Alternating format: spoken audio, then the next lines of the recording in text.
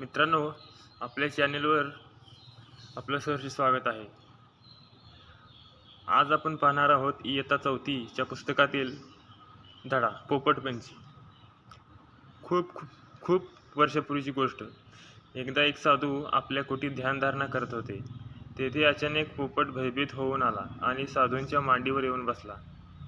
थोड्या वेळाने साधू महाराजांनी डोळे उघडून पाहिले तर मांडीवर पोपट बसलेला. पोपट भीतीने थरथर कापत होता. शिकाऱ्याच्या तावडीतून कसाबसा सुटून तो साधूपर्यंत येऊन पोचला होता. साधूंनी त्याला अभय दिले. ते त्याची फार काळजी घेऊ लागले. गोड गोड फळे त्याला खायला देऊ लागले.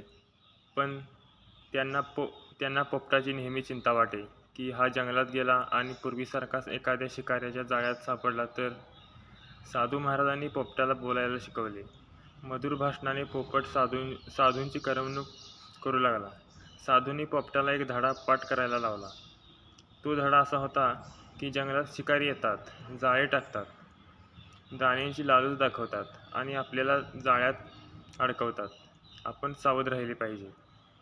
पोपट सगळा धडा बिनचूक म्हणू लागला. पुढे पुढे पोपटाने बाकीचे सगळे बोलणे सोडून दिले. दिवसभर तो एकच धडा घोकू लागला.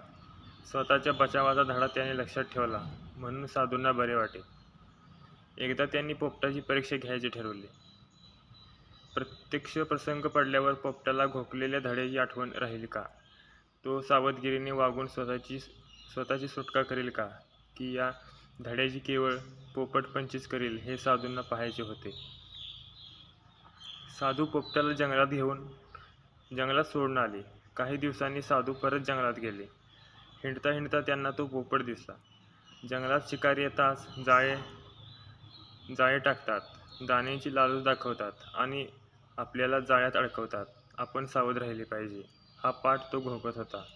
साधूंना हे ऐकून आनंद झाला. पोपटास धडा पाठ होता. इतकेच नाही तर जंगलातील सगळ्याच पोपटांनी हा धडा पाठ केला होता. एवढ्यात साधूंना जंगलात एक शिकारी दिसला. त्याने त्याला विचारले, दिवसात तुझी कमाई किती? शिकारी म्हणाला, 5 रुपये. साधूंनी शिकाऱ्याला 5 रुपये दिले आणि म्हणाले, त्या झाडाकडे जा आणि जाळे टाकून बघ. किती पोपट जाळ्यात सापडतात. जेवढे सापडतील तेवढे मला दे. शिकारी कबूल झाला. पोपटाच्या दिशेने जाता जाता शिकाऱ्याला पोपटांची घोकंपट्टी ऐकू आली. त्यांना आश्चर्य वाटले. मी शिकारी आहे. जाळे टाकणार, दाणे फेकणार आणि त्यांना जाळ्यात अडकवणार हे पोपटांना कसं कळलं? त्यांनी मला कसं ओळखलं? आता हे पोपट आपल्या जाळ्यात कसले सापडणार असे वाटून शिकारी साधूकडे परत गेला. साधू म्हणाले, असं निराश होऊ नकोस. पोपटांची परीक्षा बघण्याकरताच तुला मी पाठवलं होतं. तोंडानं बोलतात या शब्दाचा अर्थ त्यांना समजतो का? त्याप्रमाणे सावधगिरीने ते आचरण करतात. हेच मला बघायचं होतं. तू पुन्हा जाऊन जाळं टाक. शिकाऱ्याने जाऊन पुन्हा जाळे पसरले, दाणे टाकले आणि बाजूला जाऊन बसला. थोड्या वेळाने जंगलातले पोपट दाणे खायला उतरले आणि जाळ्यात अडकले. त्यात साधूंचा पोपटसुद्धा होता. साधूंना हे पाहून बरे वाटले. ते पोपटाजवळ गेले आणि म्हणाले, बाबा रे, मी तुला एवढा उपदेश केला, तू विसरलास कसा? पोपट म्हणाला, महाराज, मी तुमचा उपदेश विसरलो नाही. सगळा तोंडपाठ आहे, ऐका. तेव्हा साधू म्हणाले, अरे वेड्या, नुसता घोकण्यासाठी मी तुला तो उपदेश केला नव्हता.